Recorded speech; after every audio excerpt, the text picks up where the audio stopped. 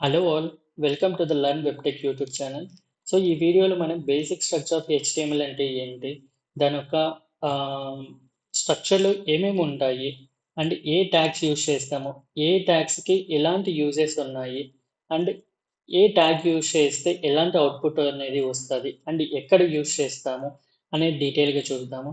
And ప్రతి ఒక్క ట్యాగ్కి link by link అనేది ఉంటుంది. మనం ఏ ట్యాగ్ మిస్ అయినా కానీ అండ్ ఏ స్టైల్ అనేది గాని మిస్ అయినా గానీ, మనకి ఎర్రర్ అనేది అక్కర్ అయితది. సో, అందుకు మనము డీటెయిల్‌గా చూద్దాము. సో, ముందుగా document type HTML. So, document type HTML declare the document type and version of the HTML. So, ఈ ట్యాగ్ అనేది డాక్యుమెంట్ ఎలాంటి టైప్‌లో ఉంది. ఫర్ ఎగ్జాంపుల్ HTMLలో ఉందా? జావాస్క్రిప్ట్‌లో ఉందా? లేకుంటే CSSలో ఉందా? అనేది ఈ డాక్యుమెంట్ అనేది ఒక నేమ్ లాగా ప్రొవైడ్ చేస్తుంది. అండ్ అలానే ఏ వర్షన్‌లో ఉందనేది కూడా ఈ ట్యాగ్ అనేది హెల్ప్‌ఫుల్‌గా ఉంటది. So, next HTML tag.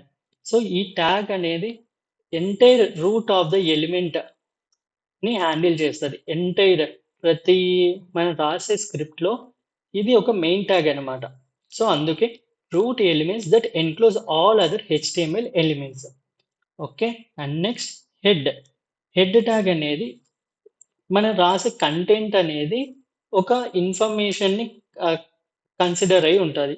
So, about the documentation గానీ, లింక్స్ గానీ, టైటిల్స్ గానీ, CSS స్క్రిప్ట్స్ గానీ, ఆహ్, జావా కోడ్ గానీ, స్క్రిప్ట్ గానీ, ఈ కంటెంట్‌లో మనం ప్రొవైడ్ చేస్తాము.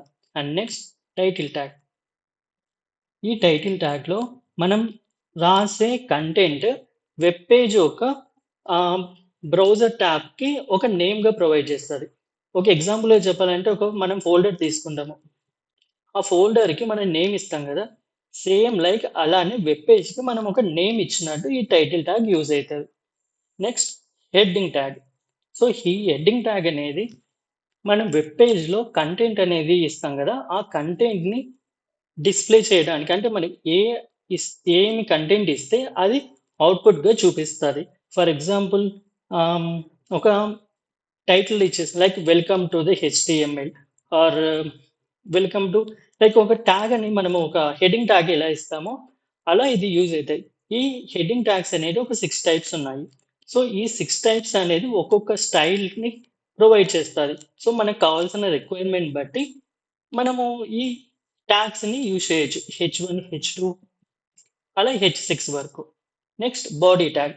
ఈ బాడీ ట్యాగ్‌లో content of the web page మనము ఏదైతే రాస్తున్నామో కోడ్ అంటే మనకి ఏదైతే అవుట్‌పుట్‌గా చూపియాలి. సో, అనేది ఈ బాడీ ట్యాగ్‌లోనే రాస్తాము. లైక్ టేబుల్స్ గానీ, ఇమేజెస్, టెక్స్ట్ అండ్ బటన్స్ మన సబ్మిట్ బటన్స్, యాక్సెప్ట్ బటన్స్ అని ఇస్తాం గదా! వెబ్ అప్లికేషన్‌లో. సో, అలాంటి ఆహ్, బటన్స్ యూజ్ చేయడం అండ్ ఎలిమెంట్స్ గానీ, అట్రిబ్యూట్స్ గానీ సో, ఇక్కడ యూజ్ చేస్తాం.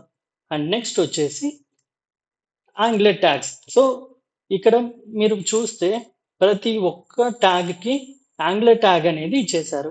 సో, ఈ యాంగ్లర్ ట్యాగ్ బిట్వీన్‌లోనే మనము కంటెంట్ అని ఇచ్చేస్తాం. సో, ఇందులో ఓపెన్ యాంగ్లర్ ట్యాగ్ అని ఉంటది. క్లోజ్ యాంగ్లర్ ట్యాగ్ ఉంటది. సో, ఈ యాంగ్లర్ ట్యాగ్ లేకపోతే మనం కోడ్ అనేది ఎగ్జిక్యూట్ చేయలేము. మనకి ఎర్రర్ అనేది వచ్చేస్తది. సో, ఇది బేసిక్ స్ట్రక్చర్ ఆఫ్ HTML.